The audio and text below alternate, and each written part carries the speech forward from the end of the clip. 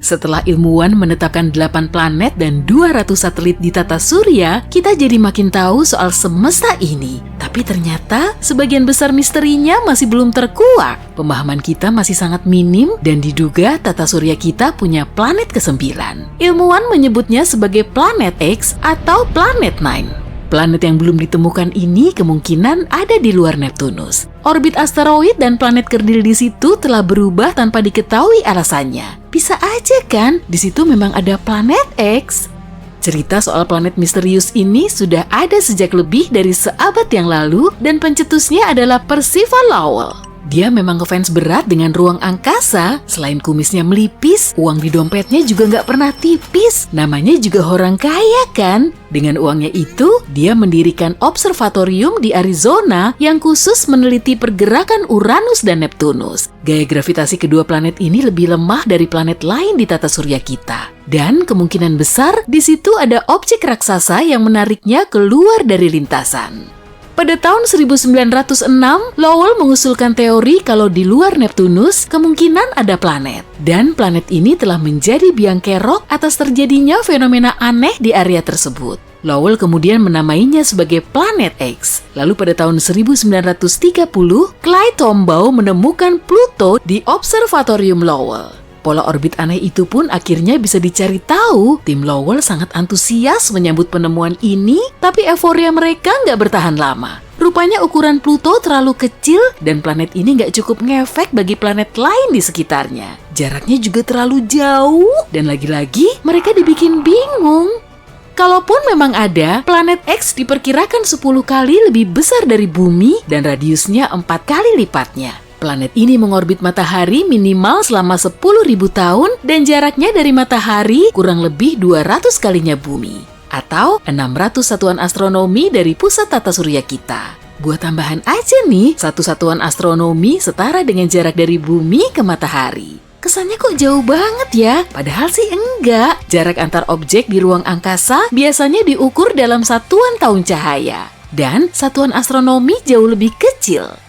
Oke, kita ambil contohnya pada objek terjauh yang teramati dari bumi, alias galaksi GNZ11. Sip, galaksi ini berjarak 32 miliar tahun cahaya. Meski begitu, ilmuwan masih bisa mendeteksinya via teleskop. Padahal 1 tahun cahaya aja sama dengan 63.241 satuan astronomi. Kalau teknologi kita bisa mendeteksi galaksi sampai sejauh itu, lalu kenapa para ilmuwan belum bisa mengungkap misteri planet X? Mungkin karena planet ini memang nggak pernah ada. Teori planet X banyak ditentang pada tahun 1989, dan gaya gravitasi misterius di Neptunus terbukti cuma mengada-ada. Parahnya lagi, ukuran Neptunus telah salah dikalkulasi. Voyager 2 kemudian terbang ke planet ini untuk menentukan ukuran yang sebenarnya. Foto terbaru yang diambil akhirnya bisa ngejelasin gaya gravitasi misterius itu yang rupanya nggak dipengaruhi oleh planet X. Tapi nggak cukup sampai di situ aja, karena teori planet ke-9 lagi-lagi mengemuka sekitar 10 tahun yang lalu. Meski teori Lowell terbukti salah, keyakinannya soal planet X ini bisa benar. Pada tahun 2015 lalu, astronom Michael Brown dan Konstantin Batygin membuktikan adanya gaya gravitasi misterius di Neptunus. Sejumlah satelit Neptunus mengorbit secara tegak lurus dan fenomena langka ini cuma teramati di area tersebut.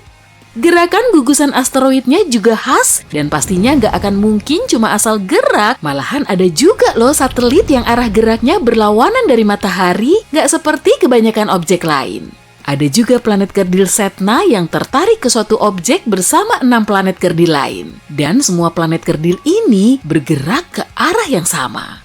Brown dan Batygin bukan cuma astronom ecek-ecek, keduanya sangat disegani di bidangnya. Nama Konstantin Batygin sendiri pernah termuat di majalah Forbes sebagai salah satu dari 30 ilmuwan berpengaruh di dunia. Sedangkan Mike Brown telah menggolongkan Pluto sebagai planet katai. Udah jelas lah ya, pendapat mereka pasti sangat kuat dan gak cuma isapan jempol.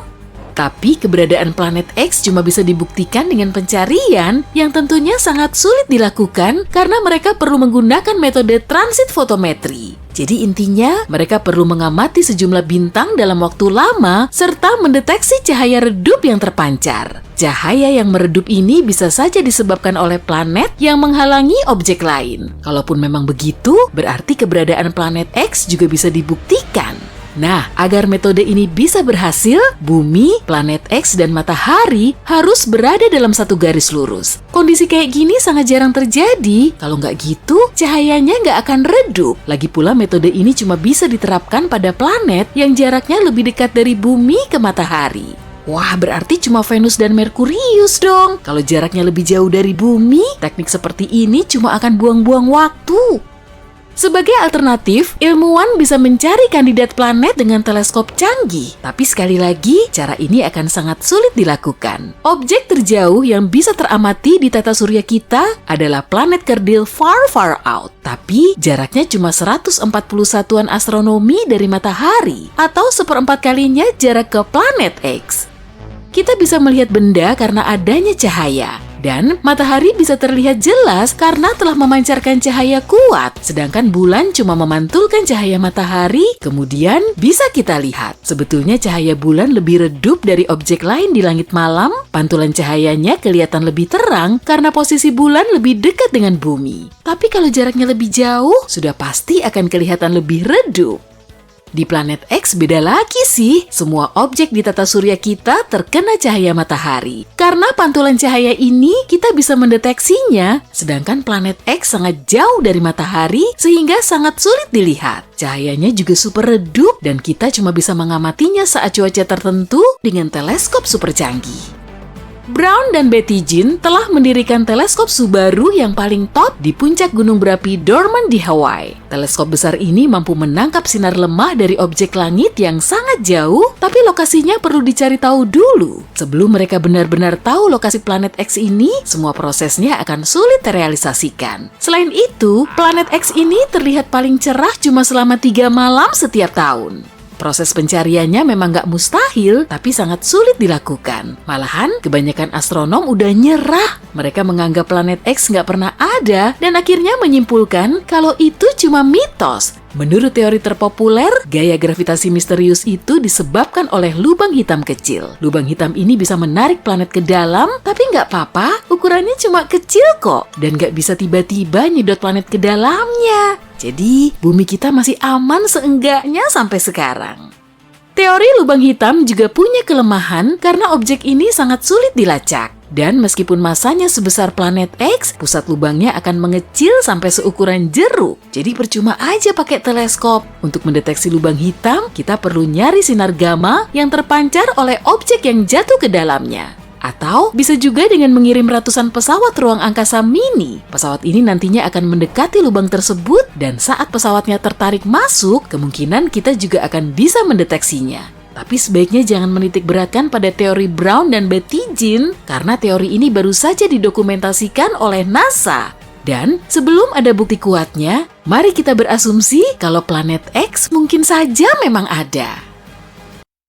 Selama ribuan tahun, orang-orang hanya mengenal planet Merkurius, Venus, Mars, Jupiter, dan Saturnus yang dapat dilihat menggunakan teleskop sederhana atau bahkan dengan mata telanjang jika kondisinya memungkinkan.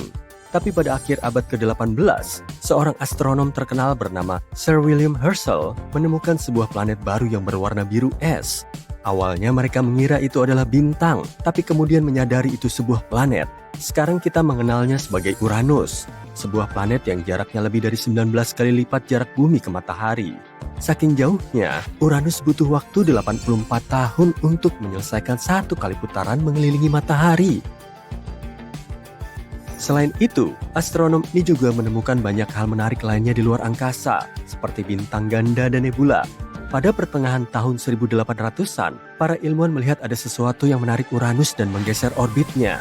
Mereka mengira ada planet lain di luar sana dan menggunakan matematika untuk memprediksi lokasi planet itu. Akhirnya, pada tahun 1846, mereka menemukan Neptunus menggunakan teleskop. Planet ini terlalu redup untuk dilihat dengan mata telanjang karena jaraknya sangat jauh dari matahari. Sungguh menarik, entah berapa banyak planet lain yang mungkin ada di luar sana bersembunyi di kegelapan tata surya kita. Pada pertengahan tahun 1800-an, para astronom melihat ada sesuatu yang tidak biasa di langit. Sebuah planet kecil berbatu bernama Merkurius berperilaku aneh. Planet ini tidak mengikuti orbit yang seharusnya. Salah satu astronom tersebut adalah seorang ilmuwan Prancis yang cerdas, bernama Urbain Le Verrier. Dia mengemukakan teori bahwa mungkin ada planet lain di tata surya kita yang belum ditemukan. Planet ini berada di antara Merkurius dan Matahari. Planet hipotetis ini, yang ia beri nama Vulkan dari nama dewa api Romawi, memiliki permukaan yang sangat panas, dan ini bisa berpotensi menjelaskan perilaku aneh Merkurius. Dia memang tidak sepenuhnya yakin Vulkan adalah satu-satunya objek yang mengganggu orbit Merkurius. Tapi, karena antusias dengan kemungkinan ditemukannya planet baru, para astronom di seluruh dunia pun menyukai ide keberadaan Vulkan. Untuk sebuah planet yang belum ditemukan, banyak orang bertekad untuk mengembangkan ide dan mencari informasi tentangnya. Sebagian ilmuwan mengira tidak mungkin mereka melewatkan planet lain sebesar Merkurius. Rasanya sulit untuk tidak melihatnya. Tapi, ada kemungkinan planet yang lebih kecil berada di dalam orbit Merkurius yang jaraknya sangat dekat dengan Matahari, sehingga tidak ada yang bisa melihatnya. Salah satu teori mengatakan jaraknya sekitar 21 juta kilometer dari Matahari. Merkurius adalah planet dengan orbit paling eksentrik di tata surya kita, tapi titik terdekatnya ke Matahari sekitar 46 juta kilometer. Artinya, Vulkan berada kurang dari setengah jarak tersebut. Teori ini kemudian mengatakan jika Vulkan ada, planet itu akan mengorbit Matahari setiap 19 hari 18 jam dan jalurnya miring sekitar 12 derajat relatif terhadap jalur planet-planet lain di tata surya kita. Posisi terjauh Vulkan dari Matahari masih terlalu dekat untuk bisa dilihat dengan mata telanjang, bahkan saat senja. Satu-satunya kesempatan untuk melihat Vulkan adalah saat gerhana matahari atau saat ia melintas di depan matahari, yang menurut teori terjadi 2-4 kali dalam setahun. Mereka memiliki teori bahwa planet misterius ini berada sangat dekat dengan matahari, sehingga hanya bisa dilihat saat gerhana matahari total ketika bulan menghalangi cahaya matahari yang menyilaukan. Jadi, setiap kali terjadi gerhana, para ilmuwan mengamati matahari dengan harapan bisa melihat Vulkan. Mereka berusaha keras, tapi tetap saja tidak bisa menemukan planet misterius ini. Beberapa astronom mengaku melihatnya saat gerhana, tapi tidak ada yang bisa memastikan atau menemukan buktinya. Teori tentang Vulkan pun dilupakan untuk sementara. Einstein punya pemikiran berbeda. Kamu tahu tentang teori relativitas umumnya kan? Disitulah ia menyatakan bahwa gravitasi bukanlah suatu kekuatan alamiah, tapi hasil dari melengkungnya ruang waktu karena kehadiran objek-objek luar angkasa raksasa, seperti planet dan bintang. Planet-planet mengitari matahari pada orbit yang tetap karena ruang waktu melengkung, yang berarti planet-planet itu seperti jatuh ke arah bintang pusat tata surya kita. Dan Einstein coba menjelaskan orbit Merkurius yang tidak biasa ini menggunakan teori relativitasnya. Tidak seperti planet-planet lain di tata surya kita, orbit Merkurius tidak melingkar. Orbit Merkurius tampak sedikit bergelombang, seolah-olah ada kekuatan tak terlihat yang menariknya. Einstein mengatakan hal ini mungkin terjadi karena gravitasi matahari yang sangat besar membuat struktur ruang waktu di sekelilingnya melengkung. Menurutnya, ada kemungkinan ini sedikit mengubah orbit Merkurius. Butuh waktu cukup lama bagi komunitas ilmiah untuk menguji teori ini. Dan pada akhirnya, teori ini nampaknya merupakan penjelasan yang paling masuk akal. Meskipun teori Einstein memberi penjelasan yang lebih elegan terkait orbit Merkurius yang aneh, sebagian ilmuwan masih menaruh harapan pada Vulkan. Sangat sulit untuk melepas ide keberadaan Vulkan, karena Merkurius juga planet yang sangat sulit dilihat dari bumi. Tapi kemudian, semakin banyak ilmuwan yang mulai menerima teori Einstein melebihi imajinasi mereka.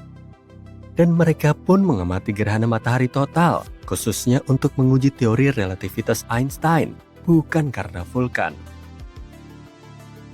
Vulkan bukan satu-satunya planet hipotetis yang banyak dibicarakan. Di era yang lebih modern, beberapa percaya kemungkinan adanya planet misterius yang bersembunyi di bagian luar tata surya kita. Tapi yang satu ini lebih mungkin. Memang belum ada yang melihatnya secara langsung. Tapi simulasi komputer menunjukkan bahwa planet 9 atau planet X ini mungkin ada di suatu tempat lebih jauh dari Neptunus.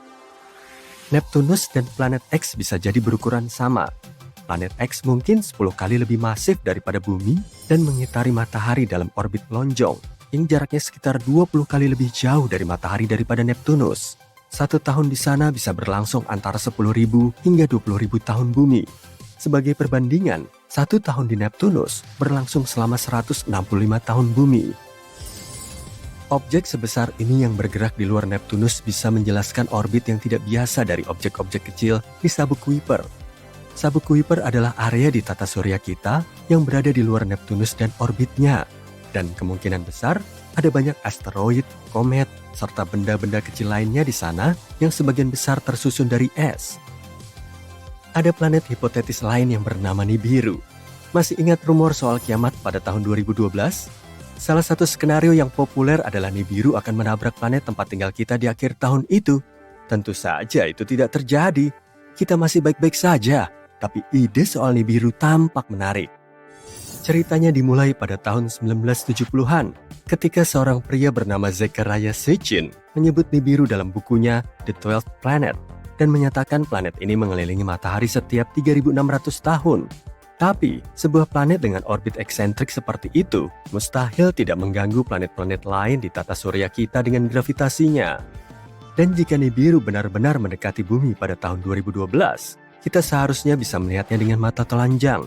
Beberapa perhitungan sederhana menunjukkan Nibiru seharusnya hampir seterang Mars pada saat paling redup dan lebih terang dari bintang yang paling redup yang bisa dilihat dari perkotaan.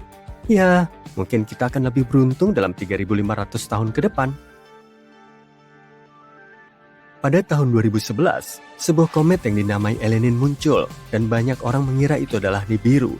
Tapi, ketika melihat komet dan planet melalui teleskop, wujudnya akan berbeda. Komet memiliki koma, yaitu atmosfer gas, serta memiliki ekor, sesuatu yang tidak dimiliki planet. Selain itu, komet ini tidak menabrak bumi. Komet ini berada terlalu dekat dengan matahari dan hancur berkeping-keping. Sisa-sisa komet ini akan terus bergerak menuju bagian luar tata surya selama 12.000 tahun ke depan. Selama beberapa dekade, para ilmuwan telah menemukan planet-planet baru di luar tata surya. Hingga 2023, kita sudah menemukan lebih dari 5.000 planet, dan banyak di antara planet-planet itu yang berpotensi punya kehidupan. Nah, kalau kalian sudah siap untuk berpetualang di luar angkasa, mari kita cari tahu planet-planet laik huni apa saja yang sudah ditemukan dalam beberapa tahun terakhir. LP8909b dan LP8909c. Pasang sabuk pengaman, karena kita akan menuju ke LP8909, bintang Katai merah yang berada pada jarak 105 tahun cahaya dari bumi. Bintang ini cukup dingin dibanding matahari dalam hal temperatur tentu saja. Temperaturnya sekitar 2593 derajat Celcius. Si kecil ini memang kecil, tapi penuh dengan kejutan. Misalnya, ada 2 eksoplanet yang mengorbit di sekelilingnya. Selain itu, kedua planet ini kemungkinan besar bersifat kebumian, artinya berbatu, sama dengan bumi. Pertama, ada LP8909b yang ditemukan pada 2022 dengan menggunakan teleskop TESS dan kemudian dikonfirmasi oleh teleskop Speculos. Planet ini merupakan bumi super dengan massa sekitar 13 kali massa bumi. Planet ini juga sedikit lebih besar dari bumi, dengan radius sekitar 1,3 kali lebih besar. Dan, kalau kalian mengira orbit Merkurius mengelilingi matahari itu cepat, tunggu saja sampai kalian mendengar tentang LP8909b. Diperlukan waktu sekitar 3 hari untuk menyelesaikan satu putaran mengelilingi bintangnya. Bayangkan kalian tertidur di musim dingin yang membekukan dan terbangun di musim panas yang terik. Tapi, yang paling menarik perhatian di sini adalah LP8909c. Planet yang satu ini ditemukan oleh teleskop Speculos. Planet ini berada sedikit lebih jauh dari bintang dan membutuhkan waktu 2,5 kali lebih lama untuk mengorbit dibanding LP8909b. Planet ini juga sedikit lebih besar dari bumi. Tapi yang paling menarik dari planet ini adalah lokasinya yang berada di dalam zona laik huni bintang. Artinya, planet ini berpotensi punya air dalam bentuk cair di permukaannya dan iklim yang cocok untuk kehidupan. Sekarang, planet ini menjadi kandidat utama untuk dipelajari atmosfernya dengan menggunakan teleskop antariksa James Webb. Tapi tunggu dulu, gak hanya hal-hal menyenangkan yang ada di LP8909C. Planet ini juga sangat dekat dengan bintangnya, yang berarti planet ini penuh dengan radiasi yang berpotensi membuatnya kurang layak huni. Dan yang paling penting, planet ini terkunci secara tidal, sama seperti bulan. Artinya, satu sisi planet ini selalu menghadap ke bintang dan sangat panas, sedangkan sisi lainnya selalu berada dalam kegelapan dan sangat dingin. Model ilmiah menunjukkan planet ini bisa jadi lebih mirip Venus dalam hal atmosfer dan iklim. Dan Venus, kalian tahu, Venus gak dikenal sebagai planet yang ramah bagi manusia. Tapi terlepas dari semua tantangan itu, LP8909C tetaplah sebuah eksoplanet yang menarik untuk dipelajari lebih lanjut. Siapa yang tahu rahasia apa yang disimpannya? Yuk lanjut ke kandidat berikutnya. GJ1002b dan GJ1002C. Sebuah tim ilmuwan internasional yang dipimpin oleh para peneliti di Instituto de Astrofísica de Canarias telah menemukan dua planet mirip bumi yang berjarak 16 tahun cahaya dari tata surya. Keduanya mengitari bintang katai merah bernama GJ1002. Matahari kita adalah bintang katai kuning, yang artinya GJ1002 jauh lebih dingin dan lebih redup daripada matahari kita. Tapi nggak apa-apa, kedua planet ini berada sangat dekat dengan bintang induknya. Jadi seharusnya nggak terlalu dingin atau gelap. Kedua planet yang dinamai GJ1002b dan GJ1002c ini berada di zona layak huni bintang induknya, yang artinya keduanya bisa mendukung kehidupan. Selain itu, keduanya juga punya massa yang mirip dengan massa bumi. GJ1002b merupakan planet dalam dan membutuhkan waktu sekitar 10 hari untuk mengitari bintang induknya. Sedangkan GJ1002c membutuhkan waktu lebih dari 21 hari. Kedua planet ini merupakan kandidat yang tepat untuk dipelajari atmosfernya dan bahkan bisa jadi target misi masa depan untuk mencari tanda-tanda kehidupan. Yang paling penting, kedua planet ini berpotensi mendukung kehidupan dan itu sangat keren. Ditambah lagi, fakta bahwa kedua planet ini berada sangat dekat dengan kita, berarti kita mungkin bisa mengunjunginya suatu hari nanti. Ya, mungkin bukan kita, tapi siapa tahu kan? Dan mungkin suatu hari nanti kita akan menemukan kehidupan luar angkasa di salah satu planet ini. Nah, itu akan menjadi sesuatu yang luar biasa. Tapi yuk lanjut ke yang berikutnya. Kepler 1649c. Kepler 1649c yang juga dikenal sebagai eksoplanet yang hilang ditemukan kembali pada 2022 oleh para ilmuwan dengan menggunakan data dari wahana antariksa Kepler milik NASA. Eksoplanet ini terletak sekitar 300 tahun cahaya dari bumi dan mengorbit bintang kecil yang dingin bernama Kepler 1649. Ukurannya hampir sama dengan bumi. Dan sama seperti planet-planet sebelumnya, planet ini berada di zona layak huni bintangnya. Awalnya, data tentang planet ini dibuang begitu saja. Sebuah program komputer khusus bernama RoboVetor yang ditulis untuk menyaring volume data Kepler secara otomatis memberi label positif palsu pada kandidat ini. Dengan kata lain, program ini mengira kalau ada kesalahan atau gangguan. Untungnya, para peneliti memeriksa ulang hal-hal seperti itu. Dan ketika memeriksa ulang data, mereka berhasil menyelamatkan Kepler 1649c yang malang. Sekarang kita tahu kalau planet ini adalah planet kebumian, sama seperti bumi.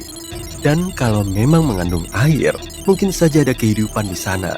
Tapi jangan berkemas dulu, masih banyak hal yang belum diketahui tentang Kepler 1649c.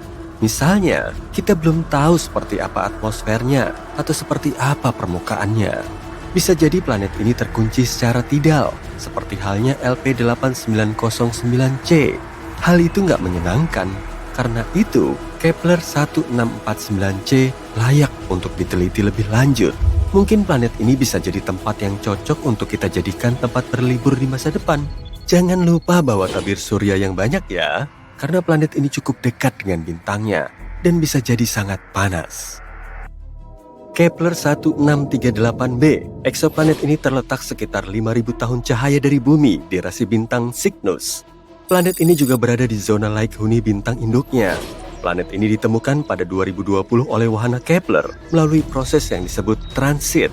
Wahana ini pada dasarnya mengambil sekumpulan foto bintang pada waktu yang berbeda. Setelah itu, program menganalisis foto-foto tersebut dan mencari bintik-bintik dan titik-titik kecil pada foto tersebut.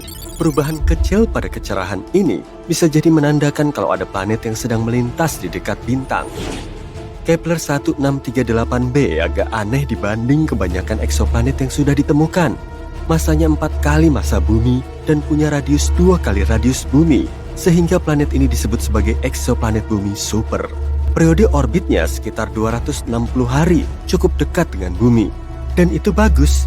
Akhirnya, setidaknya di suatu tempat musim dingin dan musim panas akan berlangsung secara normal. Kepler 1638b juga mungkin punya air dalam wujud cair di sana. Karena itu, Kepler 1638b juga menjadi kandidat yang bagus untuk diteliti lebih lanjut, melihat apakah planet ini berpotensi mendukung kehidupan. Semoga saja kita bisa mengetahui lebih banyak tentang planet ini di masa depan. Dan akhirnya, yang terakhir, Kepler 438b. Kepler 438b adalah sebuah eksoplanet yang berada sekitar 640 tahun cahaya dari bumi di rasi Lyra. Planet ini ditemukan pada 2015 oleh teleskop antariksa Kepler. Salah satu hal yang paling menarik dari Kepler 438b adalah ukuran dan lokasinya. Ukurannya hampir sama dengan bumi dan juga mengorbit di dalam zona laik huni bintang induknya. Tapi ada beberapa hal yang menarik. Pertama, Kepler 438b mengorbit bintang Katai Merah yang dikenal punya tingkat radiasi matahari yang tinggi dan bergejolak. Hal ini bisa membuat permukaan planet ini gak bersahabat bagi kehidupan yang kita kenal. Selain itu, Kepler 438b punya tahun yang jauh lebih pendek, hanya sekitar 35 hari di bumi. Hal ini bisa menyebabkan fluktuasi temperatur yang ekstrim di permukaan planet. Tapi, mungkin planet ini menjadi rumah bagi makhluk hidup luar angkasa yang tangguh dan sudah beradaptasi dengan kondisinya yang unik, atau mungkin tidak. Yang jelas, planet ini layak untuk diawasi. Ini adalah sebagian kecil dari daftar eksoplanet yang telah ditemukan dalam beberapa tahun terakhir. Sekarang, dengan menggunakan teknologi baru, kita bisa menemukan eksoplanet baru lebih sering lagi. Semoga saja ada yang benar-benar bisa dihuni ya. Pernahkah kamu membayangkan bagaimana jadinya kalau semua planet di tata surya kita seukuran bumi? Yuk kita selami skenario yang menarik ini. Ayo kita bayangkan seperti apa rupa setiap planet andai ukurannya sebesar planet biru kesayangan kita ini. Akankah lanskap Mars yang tandus dan merah tiba-tiba menjadi oasis hijau yang rimbun? Akankah Jupiter, si planet gas raksasa, akan lenyap begitu saja? Dan bagaimanakah dampaknya terhadap tata surya kita secara keseluruhan? Apakah kita semua akan binasa? Kencangkan sabuk pengamanmu dan mari kita cari tahu. Planet pertama dalam daftar kita adalah Merkurius, planet terkecil di tata surya kita. Tapi sekarang lupakan Merkurius yang mirip bulan. Sebagai gantinya, bayangkan dirimu berada di atas api super panas dan dinamis. Ada banyak kawah dan gunung berapi aktif di sekelilingmu. Dan tepat di depanmu ada matahari yang sangat besar, terang dan menyilaukan. Sungguh menakutkan. Sekarang kita uraikan perubahan-perubahan yang terjadi. Nah, seiring bertambahnya ukuran Merkurius, massa dan gravitasinya pun bertambah. Kalau begini, ada kemungkinan Merkurius akan memiliki lebih banyak atmosfer. Suhu di Merkurius sangat ekstrim, tidak hanya karena jaraknya sangat dekat dengan matahari, tapi juga karena atmosfernya sangat tipis. Jadi, pada siang hari, suhu di sana mencapai 430 derajat Celcius. Dan pada malam hari, suhunya menjadi sangat dingin, mencapai minus 180 derajat Celcius.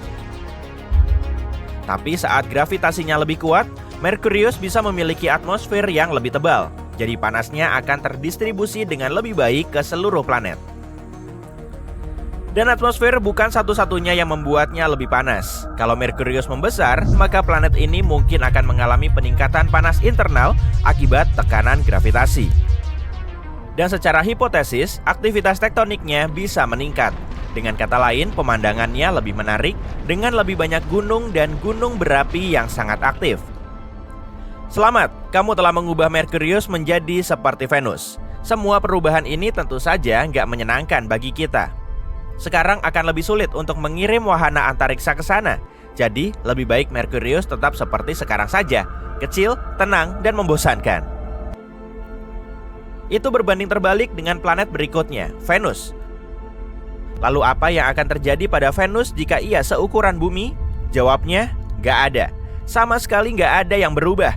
Itu karena ukuran Venus sudah hampir sama dengan bumi. Venus bahkan disebut kembaran bumi, tapi itu hanya sebatas sebutan saja. Kenyataannya, keduanya sangat berbeda. Venus juga dikenal sebagai bintang kejora karena sangat terang dan terlihat di langit. Tapi jangan biarkan keindahannya menipumu.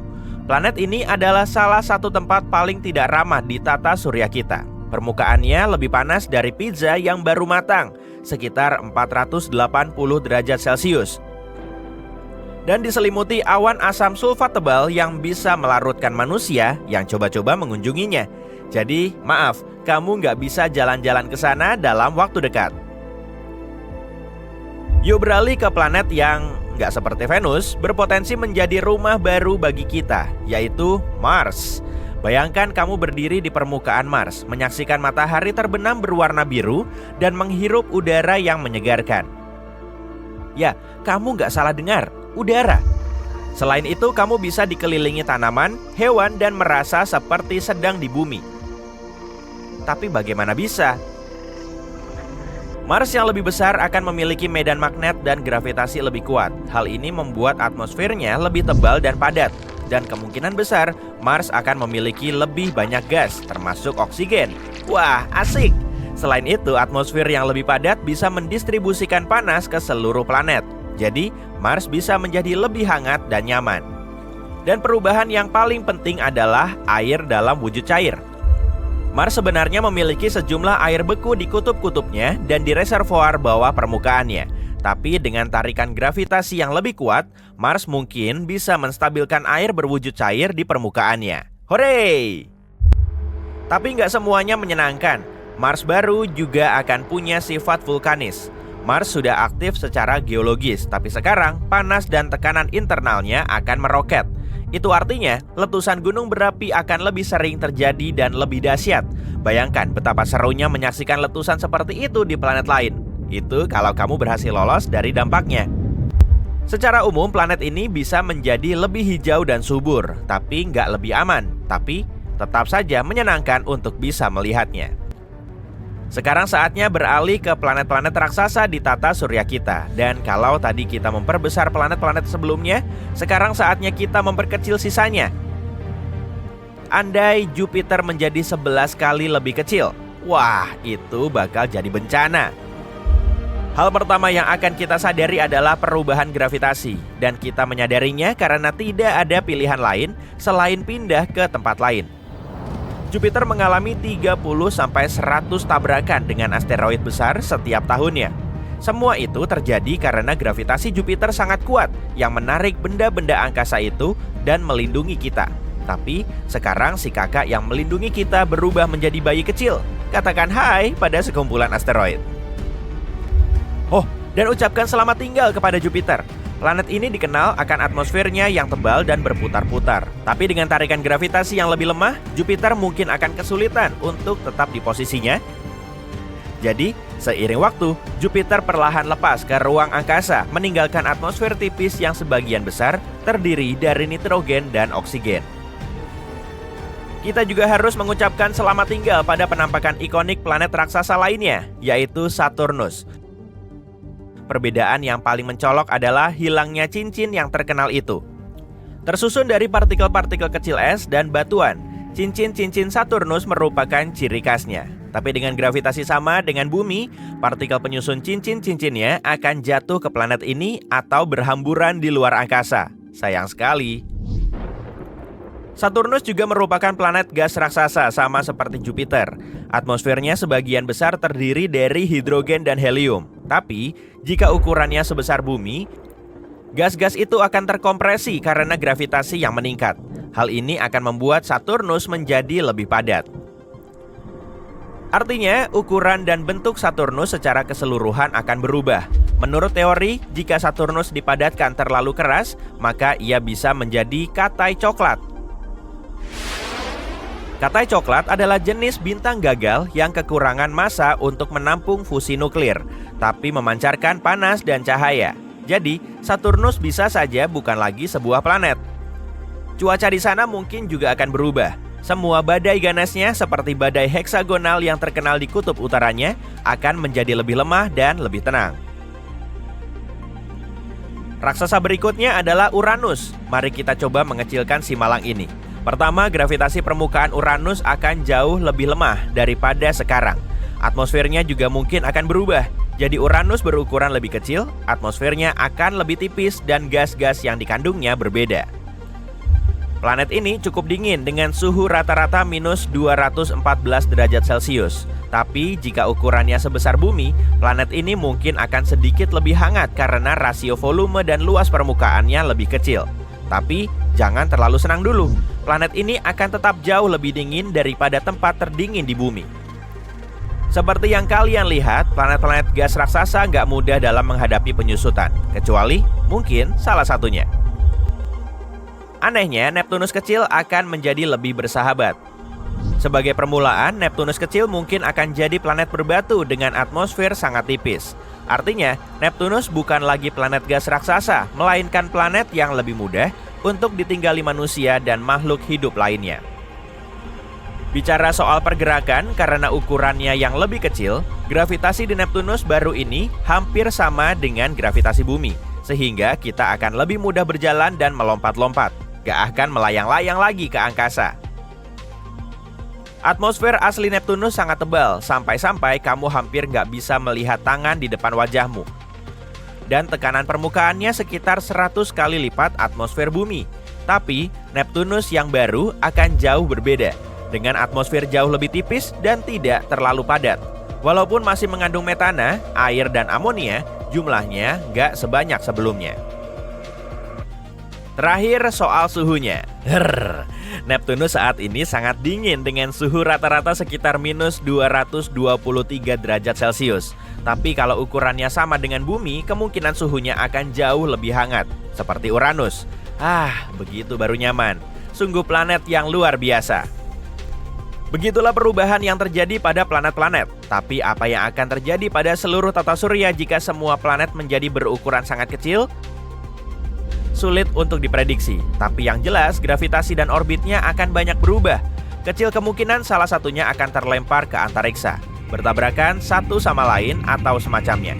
Tapi kebanyakan orbitnya mungkin akan menjadi sangat tidak stabil, dan jumlah tabrakan dengan asteroid akan meningkat secara signifikan. Tentu saja semua ini hanyalah spekulasi, kita jelas gak bisa mengujinya. Tapi ini eksperimen pikiran yang cukup menarik dan membuat kita menghargai betapa unik dan istimewanya tata surya kita.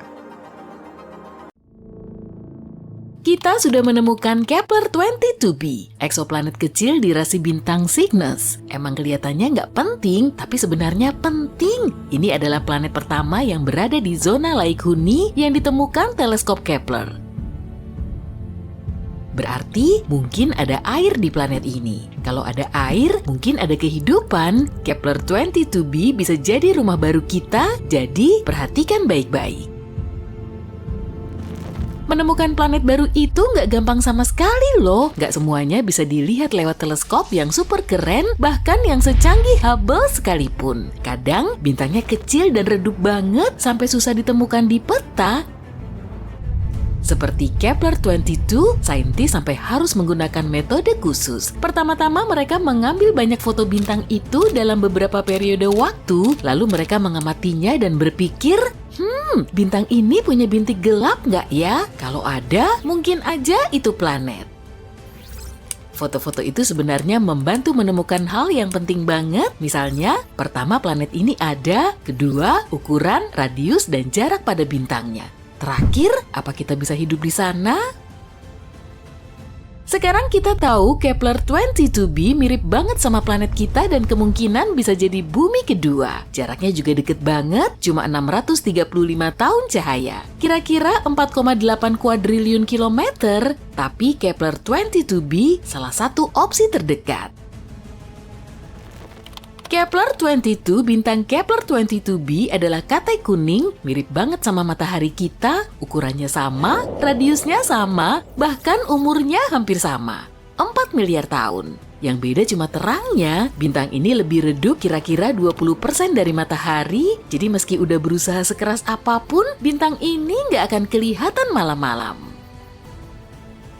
Ukuran planet Kepler-22b sekitar 2,4 kalinya ukuran bumi. Dari segi ukuran lumayan, radius lebih besar berarti kemungkinan adanya air dan ruang untuk hidup lebih besar juga. Meskipun pergi dari satu kota ke kota lain jadi jauh. Capek banget kan ngebayangin naik pesawat selama 3 hari?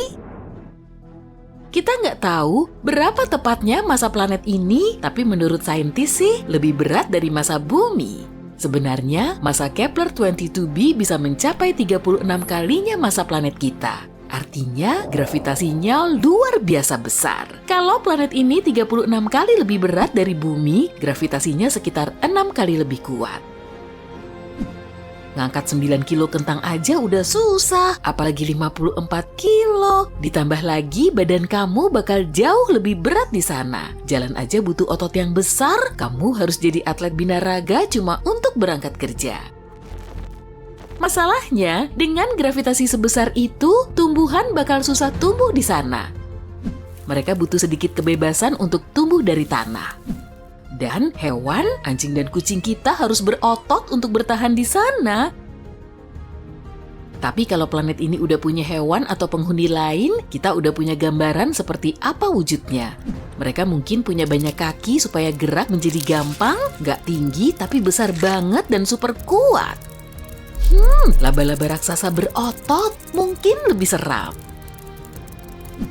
Untungnya informasi ini belum bisa dipastikan. Kalau kita beruntung dan gravitasi di sana ternyata cuma sedikit lebih besar dari gravitasi di bumi, hidup di sana tentu lebih gampang. Kepler-22b juga lebih dekat ke bintangnya sekitar 15% daripada kita ke matahari. Kalau Kepler-22b ada di tata surya kita, mungkin lokasinya di antara bumi dan Venus. Berarti kita bakal terbakar di sana. Enggak dong, bintang Kepler-22 cukup dingin, cuma sekitar 5.500 derajat Celcius. Makanya kita berasumsi suhu di Kepler-22b kira-kira sama seperti di bumi, tapi itu kalau planet ini mengorbit bintangnya sama seperti kita mengorbit matahari ya. Sayangnya kita nggak tahu itu. Kepler-22b bisa berputar mengelilingi bintangnya secara miring, misalnya seperti Uranus. Apa? Kamu nggak tahu kalau Uranus miring? Perhatiin juga deh cincinnya. Betul, Uranus juga punya cincin seperti Saturnus, tapi tegak lurus. Alam semesta emang misterius banget. Jadi kalau Kepler-22b beneran miring gitu, cuaca di planet ini juga bakal nggak bagus-bagus banget. Setelah musim dingin yang menusuk, bakal ada musim panas yang menyengat. Dan seperti planet-planet lain dengan penguncian pasang surut, kita cuma bisa hidup nyaman di lahan sempit yang terletak di antara dua sisi ini. Semoga aja Kepler-22b berotasi normal dan gak miring ya. Tapi gak semuanya buruk kok. Menurut penelitian, mungkin ada laut di Kepler-22b. Tahu kan kalau air itu sumber kehidupan? Tapi dalam hal ini, manfaatnya bukan cuma itu, karena planet yang dipenuhi laut selalu punya suhu yang lebih stabil. Air menyerap sebagian panas dan menyebarkannya secara merata ke seluruh planet. Bagian yang panas jadi sejuk dan bagian yang dingin jadi hangat. Oh ya, bumi juga kayak gitu miliaran tahun lalu loh. Saat bumi mulai dapat genangan kecil pertamanya, bulan membantu genangan ini menyebar ke seluruh bumi. Berkat ini, bola terbakar saat itu berubah menjadi bola kecil yang penuh kehidupan. Jadi kalau Kepler-22b memiliki air tapi nggak punya atmosfer, menurut saintis, suhu rata-rata di sana kira-kira -11 derajat Celcius. Tapi kalau ada atmosfer seperti di bumi, suhunya bisa mencapai 22 derajat Celcius. Nah, itu baru pas. 1 tahun di sana sama dengan 290 hari bumi, kira-kira 9 bulan. Planet ini nggak punya satelit alami, jadi sayangnya kita nggak akan punya pemandangan cantik bulan. Tapi kita mungkin bisa melihat matahari sebagai bintang kecil yang jauh, kita bisa mengaguminya di langit malam sambil mengingat rumah kita. Tanpa sembunyi dari laba-laba raksasa. Itulah informasi yang kita tahu saat ini. Sayangnya agak susah mengeksplor planet seperti ini. Jadi ada banyak banget data yang nggak kita tahu. Misalnya, planet seperti apa Kepler 22b ini? Kita nggak punya informasi sepenting itu terkait planet ini. Kita nggak tahu Kepler 22b ini planet berbatu atau bukan. Kalau bukan, informasi-informasi tadi nggak berguna. Mungkin aja ini planet gas atau planet yang dipenuhi gas tapi intinya padat seperti Neptunus atau dunia air yang dipenuhi samudra raksasa. Kalau begini, Kepler 22b mending jadi planet air aja deh. Setidaknya, kita bisa bikin kota bawah laut di sana. Kita bisa memfilter airnya dan makan ikannya sampai kita menjadi spesies amfibi. Itu dihitung evolusi juga, bukan ya? Tapi menurut saintis, Kepler 22b mungkin aja mirip Neptunus. Sejumlah astronom bahkan mengkategorikan planet ini Neptunus Mini. Ini beneran nama kategori planetnya loh. Tapi hal ini belum terbukti. Meskipun kita beruntung dan ternyata Kepler 22b adalah planet berbatu, kita belum tahu kayak gimana atmosfer di sana. Apa planet ini punya atmosfer? Gimana kalau seperti atmosfer Venus yang beracun? Kita jadi harus hidup di bawah tanah supaya selamat di planet ini. Lalu kita harus mikirin sumber panas karena di bawah tanah kan dingin. Iya, semoga aja nggak kayak gitu ya. Ada banyak kemungkinan dengan Kepler 22b, sejauh ini belum ada jawaban pastinya. Tapi semoga saintis bakal nemu jawabannya sebelum kita memberangkatkan manusia dengan pesawat antariksa untuk menghuni Kepler 22b. Kita bakal kecewa berat deh kalau ternyata ini planet gas atau semacamnya. Bayangin deh, semua planet dalam tata surya mengadakan rapat dan memutuskan bumi harus pindah ke galaksi lain. Terus gimana? Oke Sobat Sister, kalau bumi diusir dari tata surya, bisa dibilang kita akan mengalami perjalanan yang gak mulus. Seperti yang kita tahu, tiap planet menempati orbitnya sendiri yang terhubung dengan matahari, menjamin tata surya kita berjalan sempurna. Tapi keadaannya nggak selalu kayak gini. Miliaran tahun lalu, planet-planet dan asteroid selalu bertabrakan satu sama lain. Butuh waktu tertentu sampai tiap planet menemukan orbitnya masing-masing, dan sistem kita membentuk formasi seperti yang sekarang ini. Mungkin kamu udah tahu, faktor pengatur terpenting dari tata surya adalah gravitasi. Gravitasi menarik tiap materi ke tiap materi lain di alam semesta, dan makin besar masanya, makin besar juga gravitasinya. Matahari melingkupi 99,75% dari seluruh massa dalam tata surya. Tarikan gravitasi matahari lah yang membuat bumi selalu berada di jalur yang stabil dan tetap. Tapi agar bumi menjadi planet liar, kita nggak butuh rapat antar planet yang surrealis itu. Hal ini mungkin kok. Memang kesannya nggak mungkin, tapi bisa. Misalnya, jika planet atau bintang pengembara apapun melintas dekat dengan tata surya, gaya gravitasinya bisa mengacaukan keteraturan planet-planet kita. Tapi tahu nggak sih, hal ini pernah terjadi loh. Sekitar 70.000 tahun lalu, sebuah bintang katai merah melintasi awan Oort dan mengacaukan semuanya. Awan Oort adalah lingkaran luar puing-puing ruang angkasa yang terletak di tepian sistem tata surya kita. Letaknya jauh di luar Pluto dan sabuk Kuiper dan mengitari matahari dalam orbit bola raksasa. Selain ke-8 planet dan sabuk Kuiper, ada sabuk asteroid lain antara planet Mars dan Jupiter. Sekarang, para ilmuwan menanti katai merah lain yang akan melintas di dekat tata surya kita. Tepatnya sebuah bintang oranye dari rasi Serpens-Skoda. Para astronom mengira bintang ini akan lewat di dekat matahari sekitar 1,29 juta tahun lagi dalam jarak sekitar 160 miliar kilometer. Masa bintang ini 60%-nya masa matahari, ini cukup untuk menimbulkan gangguan besar dalam sistem kita. Begitu bintang itu memasuki sistem, kita akan bisa melihatnya di langit malam tanpa alat bantu. Kayak melihat sebuah titik keoranyean kecil di langit. Selama berbulan-bulan, ukuran bintang ini akan makin membesar sampai kita bisa melihatnya di siang hari. Pada titik tertentu, ukurannya akan jadi begitu besar sampai kita nggak bisa menatapnya secara langsung. Sama seperti kata orang yang melarang kita menatap langsung matahari, tapi toh kita tetap melakukannya kan? Saat itu, langit malam akan dipenuhi sinar merah yang menakutkan. Dan setelah beberapa bulan, bintang oranye itu akan mulai menyusut lagi menjadi lebih kecil dibanding matahari. Tapi tunggu, matahari juga jadi lebih kecil? Iya, betul. Lewatnya Gliese 170 bikin bumi keluar dari orbitnya dan gaya gravitasinya menarik kita dari keselarasan alam kita. Sekarang bumi akan berkeliaran di tata surya sampai menuju luar angkasa. Jadi bakal gimana planet kita kalau kejadiannya memang begini? Pertama, bumi akan meninggalkan area yang disebut zona Goldilocks atau zona layak huni. Ini adalah bagian tata surya yang agak sempit di mana manusia bisa bertahan. Apa rahasia kesuksesannya? Air dalam keadaan cair. Para astronom juga telah menemukan bahwa Merkurius juga mengandung air, tapi cuma di kutub utara dan selatannya saja, tempat yang nggak pernah dicapai oleh cahaya. Pluto, planet katai di ujung tata surya kita, 30%-nya terdiri dari air, tapi sebagian besarnya tersembunyi di bawah lapisan es tebal.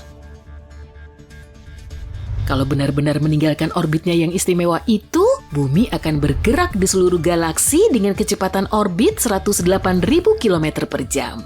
Itu 1000 kali lebih cepat dari larinya Cheetah. Kenceng banget ya. Jadi dalam waktu kurang lebih sebulan, umat manusia akan melihat raksasa merah Mars di Cakrawala. Sampai saat itu, kita akan memperoleh 40% dari sinar matahari yang dulu kita miliki.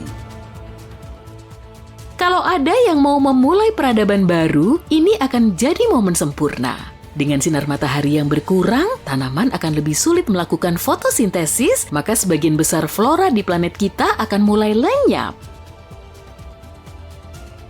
Beberapa hari setelah meninggalkan orbit Mars, planet kita yang mirip pesawat ruang angkasa ini akan menghadapi tantangan pertamanya. Bergerak melalui sabuk asteroid.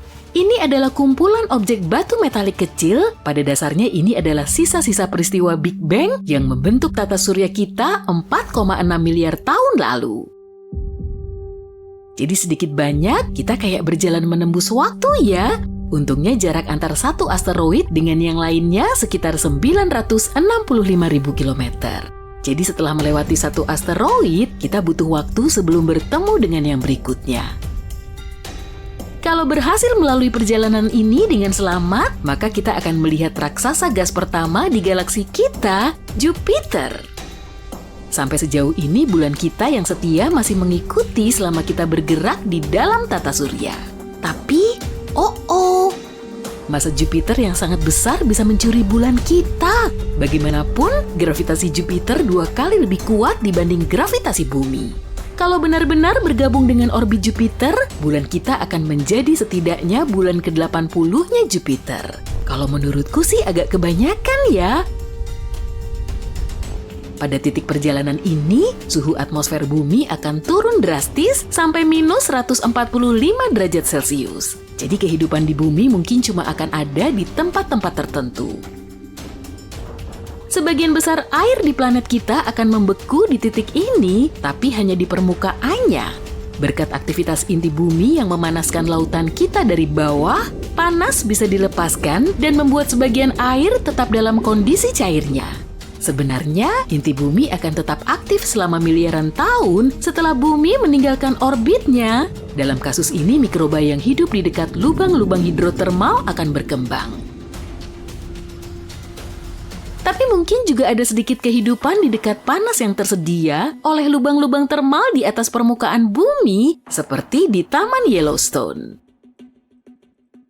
Opsi bagus bagi umat manusia adalah membangun kota-kota jauh di bawah tanah. Ini akan menjadi cara terbaik jika kita ingin kehidupan manusia tetap bertahan di planet bumi. 10 tahun setelah keluar dari orbit, kita akan memasuki perjalanan antar bintang. Kita akan berada di posisi 4,5 miliar kilometer dari matahari. Tata surya kita akan tinggal kenangan. Jika di titik itu kamu masih tinggal di bumi, kemungkinan kamu akan hidup berdampingan dengan kemajuan teknologi pesat. Manusia bisa membangun seluruh kota bawah tanah dengan energi panas bumi, bahkan mungkin kita akan menemukan cara mengubah es menjadi sistem bahan bakar berkelanjutan yang melimpah. Es juga akan menjadi sumber utama air, dan sampai saat itu, proses transformasinya nggak akan begitu mahal. Berbagai tanaman bawah tanah juga akan berkembang, tapi sebagian tanaman akan lebih subur dibanding tanaman lain. Lumut, jamur, dan ganggang adalah alternatif yang bagus karena jauh lebih mudah dibudidayakan dan ditanam dalam jumlah besar. Ini artinya, sebagian besar menu makanan kita akan berbasis tanaman karena kemungkinan akan sulit memelihara hewan gembalaan di bawah tanah.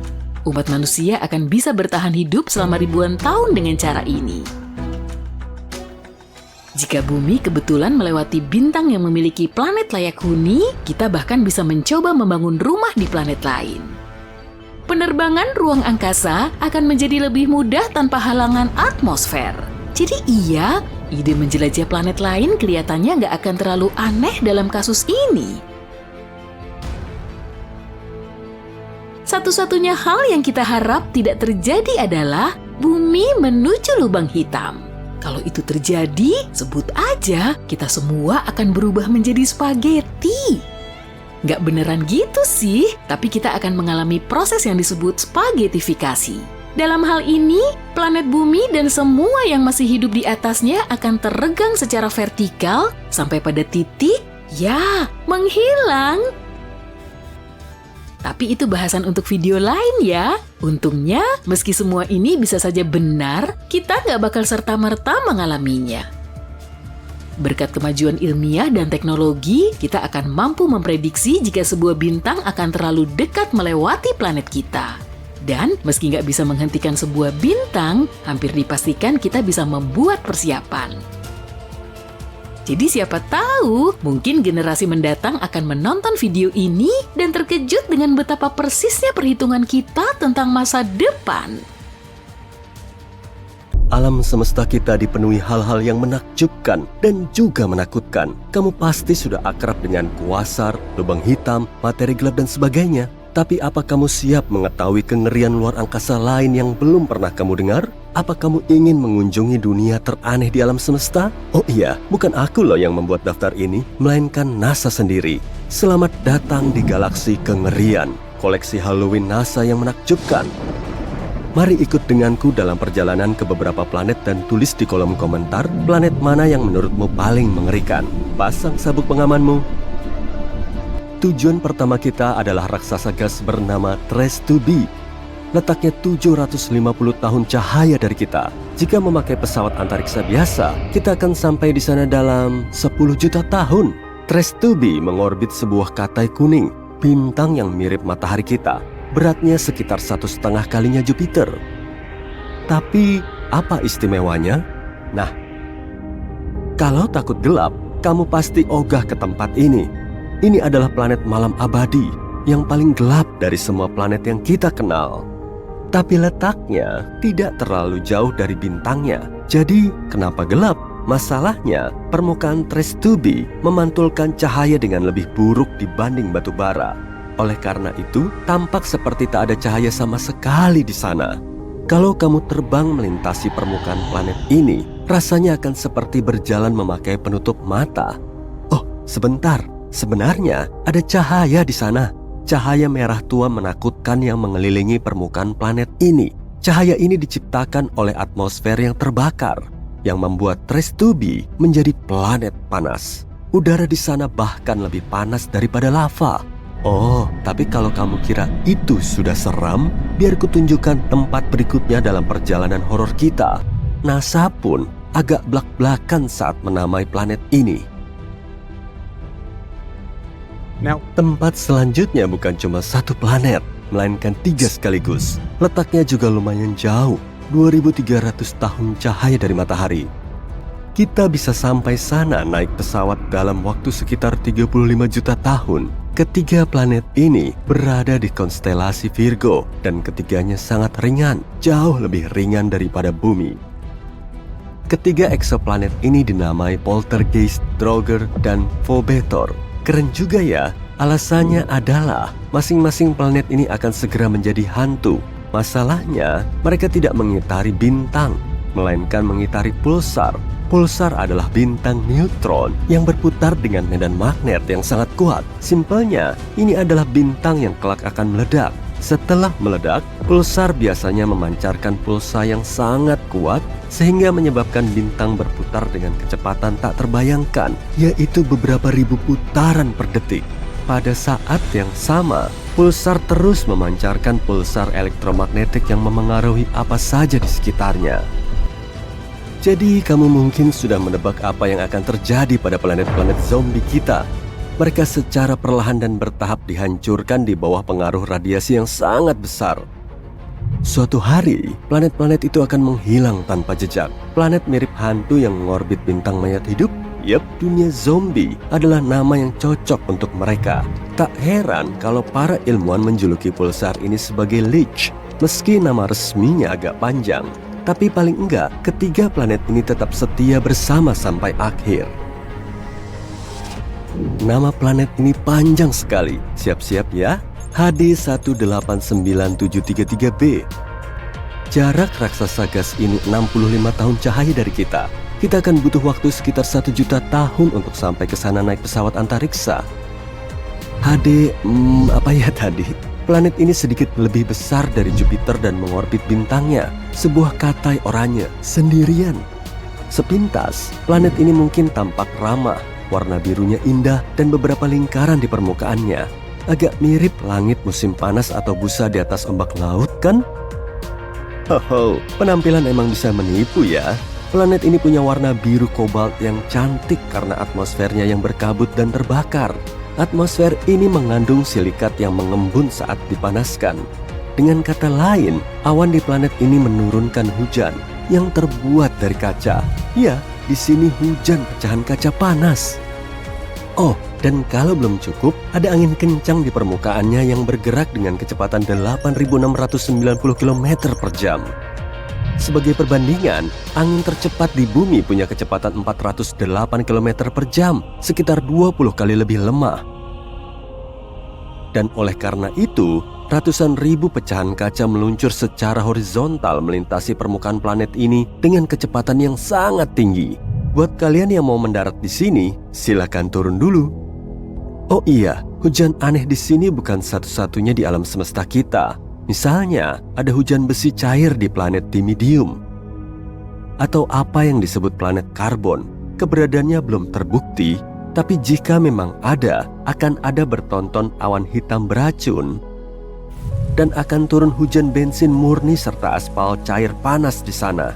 Oh, selain itu, tetesan air hujan ini akan meledak saat menyentuh permukaan. Lanjut aja ya. Nah, planet berikutnya amat sangat aneh nih. Bukan cuma berputar di sekitar bintangnya, planet ini hidup di dalam bintangnya. Keajaiban kosmik ini dinamai KOI 55b atau Kepler 70b. Planet ini sangat jauh dari kita, yaitu 4.000 tahun cahaya. Akan butuh waktu 70 juta tahun naik pesawat antariksa untuk ke sana. Masanya 2 kali lebih ringan dari bumi dan berputar penuh di sekitar bintangnya hanya dalam beberapa jam. Dahulu kala, ini adalah planet mirip bumi biasa seukuran Jupiter yang dengan damai dan tenang mengorbit bintang katai merahnya, KOI 55. Tapi semuanya berubah sekitar 700 juta tahun lalu. Mungkin kamu pernah mendengar bahwa dalam beberapa miliar tahun, matahari kita akan mulai mengembang menjadi bintang besar, menyerap segala sesuatu yang dilaluinya. Nah, beginilah nasib katai merah. Cepat atau lambat, besarnya bertambah, berubah menjadi raksasa biru yang sangat panas. Hal yang sama terjadi pada KOI 55. Bintang ini mulai bertambah besar dan memanas. secara bertahap berubah menjadi raksasa biru putih. Bintang ini siap untuk melahap planet-planet terdekatnya. Tapi Koi 55b tidak peduli. Saat bintang itu mencapainya, planet ini hanya menetap di dalamnya. Dan bukan cuma itu, selang beberapa saat, dia meninggalkan bintangnya, kembali ke orbit baru. Mustahil banget kan? Kehidupan di dalam bintangnya mengubah Koi 55b menjadi batu bundar yang sangat panas. Ini adalah salah satu planet terpanas yang kita temukan sejauh ini. Suhu di sana mencapai 6.650 derajat Celcius. Lebih panas daripada matahari yang, kalau boleh kuingatkan, merupakan bintang sebenarnya. Dan entah kenapa, planet itu masih hidup seolah tidak terjadi apa-apa. Sayangnya, cepat atau lambat, planet ini akan hilang juga. Perlahan, planet ini menguap sendiri karena atmosfer panasnya. Tapi tetap saja, entah bagaimana, planet ini berhasil bertahan dalam perjalanan menembus bintang yang sangat berbeda dibanding planet pada umumnya. Aku iri sama tekad hidupnya. Namun, tidak semua planet seberuntung ini. Beberapa secara bertahap dihancurkan oleh bintang mereka. Dan bahkan, ada pula seluruh sistem tata surya yang hancur. Planet terakhir ini adalah penyendiri yang menyedihkan. Letaknya 870 tahun cahaya dari kita. Perjalanan naik pesawat antariksa ke sana akan memakan waktu sekitar 25 juta tahun. Planet ini sekitar 1,5 kali lebih besar dari Jupiter. Ini adalah planet yang sangat kelam dan gelap. Raksasa gas terkutuk yang sangat mirip dengan Jupiter panas, yang mengorbit bintangnya sendirian. Pada saat yang sama, planet ini terletak sangat dekat dengan bintangnya, sehingga periode orbitnya hanya memakan waktu 1 hari. Tentu saja, karena kedekatan ini, bintangnya secara bertahap menyerap WASP-12b. Panas terik bintang tersebut perlahan menghancurkan dan melahap atmosfer planet ini. Planet ini cuma punya waktu hidup sekitar 10 juta tahun lagi. Tapi yang lebih menarik lagi, karena penarikan ini, WASP-12b berbentuk telur. Bentuknya bahkan tidak mirip planet lagi. Planet ini juga sangat panas. Suhu permukaan raksasa gas ini mencapai 2204 derajat Celcius. Selain itu, sebuah spektrograf asal kosmik atau yang disingkat COS menemukan bahwa planet ini bertukar materi dengan bintangnya. Karena keduanya sangat dekat, mereka saling memberikan secuil unsur kimianya. Ini adalah fenomena yang umum dalam sistem bintang biner berjarak dekat. Tapi ini adalah kali pertama para ilmuwan melihatnya dalam hubungan antara bintang planet. Sungguh sistem yang unik. Jujur saja, kalau keamananku dijamin seutuhnya, aku mau sekali mengunjungi beberapa planet barusan. Kalau kamu, gimana? Tulis pendapatmu di kolom komentar ya.